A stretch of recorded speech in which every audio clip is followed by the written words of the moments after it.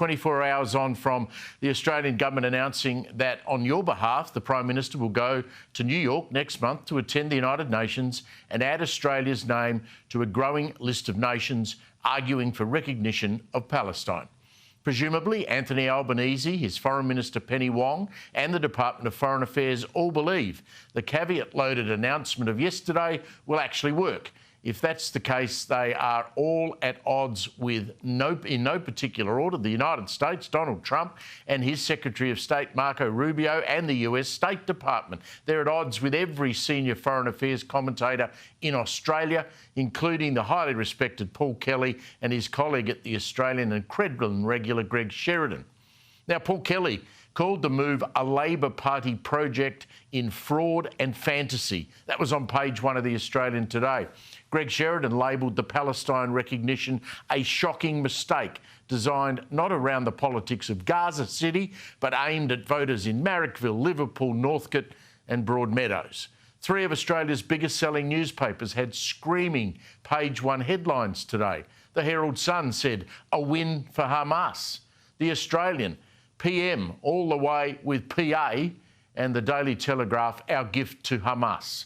On the Australian heading, referring to the PA, the Palestinian Authority, here is what Minister Penny Wong told Kieran Gilbert on Sky today. The Palestinian people don't like the authority. Poll after poll says they think they're corrupt. That's how they ended up with Hamas in the first place. Is the PA the right body to work with? There is a lot of reform of the Palestinian Authority which is required. We are clear-eyed about that. Success is not guaranteed, but success never comes from just doing the same thing over and over again and hoping for a different outcome.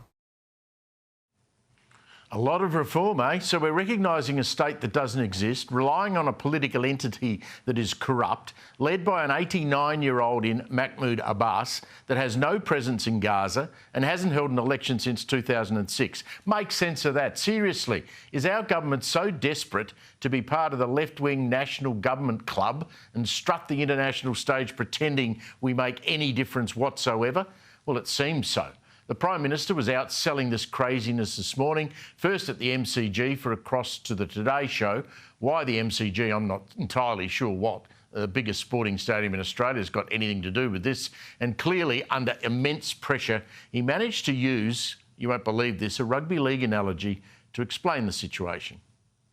Oh, look, there are people on both sides of this debate who want conflict to continue, who want to think that it's like a football game between, you know, South and the Broncos, and you've got to back in your team and you've got to back them in. What we need is a win-win. Now, I know he's under tremendous pressure, but he's out the front of the home of the AFL. What the hell was the Prime Minister thinking, talking about rugby league and using a rugby league analogy? Anyway, that's a sideshow. What yesterday did was divide Australia badly. The Jewish community has been, after almost 2 years of rampant anti-Semitism, with fire bombings of synagogues, ugly graffiti attacks on Jewish suburbs in Sydney and Melbourne, and hate-filled pro-Palestine marches on a weekly basis in our capital cities. And what a price to pay for a hollow decision that will have no impact on the actions of Israel, no impact on the brutal terror group Hamas, no impact on helping the innocent people of Gaza. Even our closest neighbour, New Zealand, led by a Conservative government, chose not to jump into this hollow gesture.